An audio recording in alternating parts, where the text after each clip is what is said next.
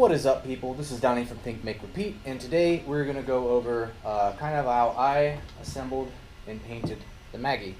Um, so in the listing there will be the paints that I used to be able to achieve this, and I kind of did it in a couple different ways. It's a little tricky to put together, but we'll go over it, and it's not that bad once you kind of know. So with this, these are kind of the parts you're going to get. It's kind of pre-assembled, so that way if something like this breaks, I can replace it, and it's just kind of easier because this does have more delicate parts than some of the other models that I created in the kits. So I've kind of got them in the sections here. You have your holster section. This is the barrel, grip, and then this spinner part. How this thing comes together is where it becomes tricky. So I kind of paint it into the sections. So we'll start with the holster. The holster, as you can see, I painted all of this part, and then these are separate. They're down here. It's the bottoms and the tops of the bullets. And then once you get this painted, you just paint these, and then you just glue them in. This, as you can see here, has some holes that will glue into the side. And then on this side, you have the two pieces, and then you also have these two little buttons. There is a texture on this because it is supposed to be leather. These do not have a texture, so then you just pop those in and glue them. So that is the holster, and I paint that in one section. The next section would be the barrel. Comes in basically two pieces. You can see the holes to where the holster connects on.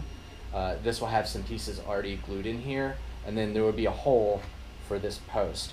So what I did here, I just glued painted most of this part up with the base color of pink, and then some of the I think it's called color shift over top, and then did stuff.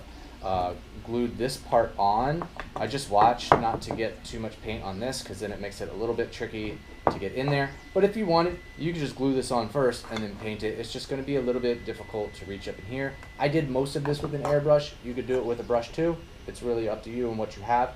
But it will be a little bit tricky to get in there if you glue it first. So that section is done. We'll go to this section. This is the scope and the scope bracket. This just slides onto here. You can see there will be a hole for a peg here. And in this part, just put a bunch of glue in there and it goes like that. Paint this guy up. The pieces that go on here are these little sight pieces. You can see on here how they're purple, or they're purple pinkish.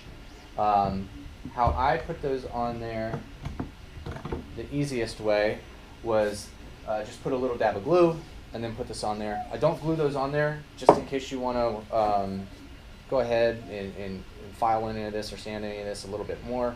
Just dot, spray, it's good. If you don't have that, that's fine. Just hold it there for a couple seconds, at least enough for it to hold itself there, and then you can let it go.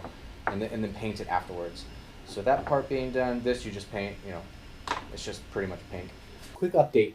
I've adjusted the Maggie a little bit within the way these pieces connect together to make it easier, and also because I had someone commission me on Etsy for a wagon wheel. Now these parts are pretty interchangeable.